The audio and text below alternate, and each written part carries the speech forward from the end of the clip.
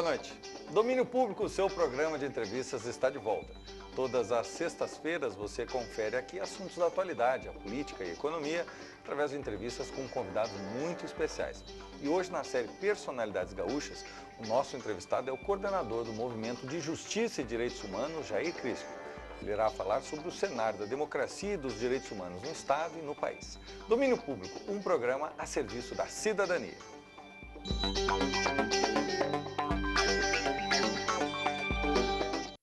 Jair Crisco é ativista dos direitos humanos desde a década de 60, com atuação no Brasil, na Argentina, no Uruguai, no Chile.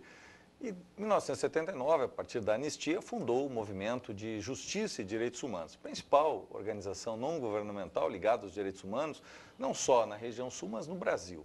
Também a sua atuação no Comitê de Solidariedade ao Povo Chileno. Desde lá, desde a década de 60, desde os princípios, portanto, da luta pela democracia e pela liberdade, ele vem atuando na defesa dos direitos humanos. Boa noite, Jair Crisco. Boa noite, é um prazer estar aqui contigo, com os teus telespectadores. A honra é nossa pela tua história, pela tua trajetória. Jair, são já mais de 4 décadas, mais de 40 anos do teu trabalho, né? O movimento, embora foi formado oficialmente a partir da anistia, a partir de 79, ele já, desde os anos 60, ele foi talvez a única esperança, né, para muitos brasileiros, uruguaios, argentinos, que viveram, né, a repressão, viveram, né, tempos difíceis, né, até muitos privados, não só da liberdade, mas inclusive tombaram, né, diante das ditaduras. Mais de 2.000 pessoas passaram, né, pelo Movimento de Justiça e Direitos Humanos, pela atuação também com o Alto Comissariado da ONU, e muito pela tua militância, pela tua dedicação. De tantos casos que tu viveste, qual é o que te tocou mais? Qual é o caso que te sensibilizou mais, Jair? Eu te diria assim, há casos muito marcantes, não é? Por exemplo, a primeira denúncia pública de uma Operação Condor foi nossa, foi aqui o sequestro dos uruguaios.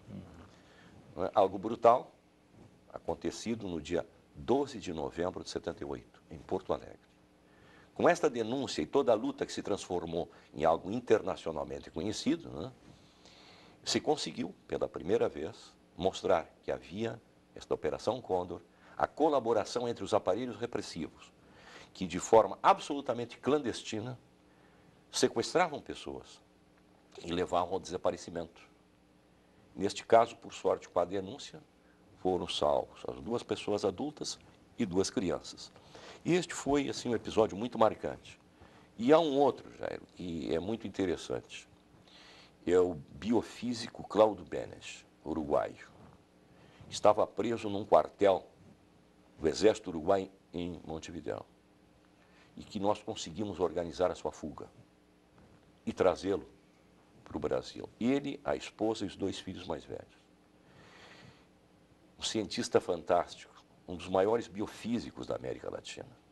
Inclusive, antes dos golpes, foi laureado aqui na nossa Universidade Federal. E esta operação, imagina resgatar um preso de um quartel.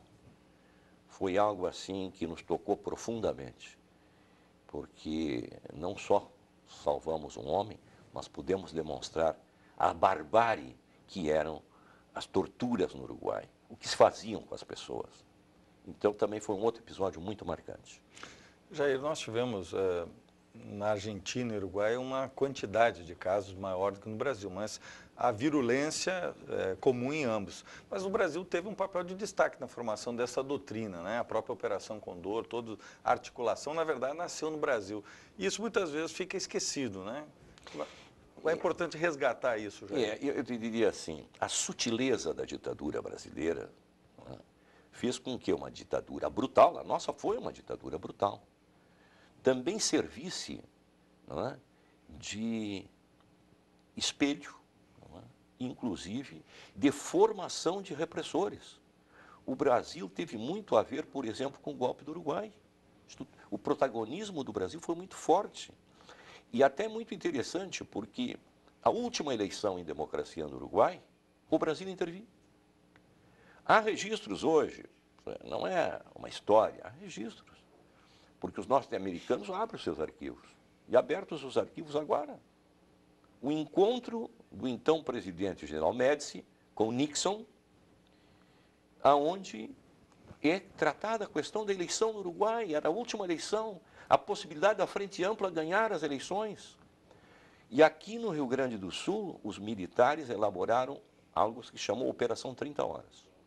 Se a Frente Ampla ganhasse a eleição no Uruguai, o Brasil ocuparia em 30 horas militarmente o Uruguai. Isto tem comprovação, isto não é uma história. É uma história com H, não é com I. Ah, sim, olha, o Brasil teve esse problema. O Brasil teve o protagonismo no golpe do Chile. O embaixador brasileiro em Santiago, Câmara Canto, ele era famoso como o quinto homem da junta. O quinto homem da junta. E ele promoveu o golpe. A embaixada brasileira em Santiago do Chile, que é um prédio lindíssimo, um prédio histórico, no dia do golpe, dia 11 de setembro de 73, estava com as luzes todas acesas. E o nosso embaixador ganhamos, dizia ele, ganhamos.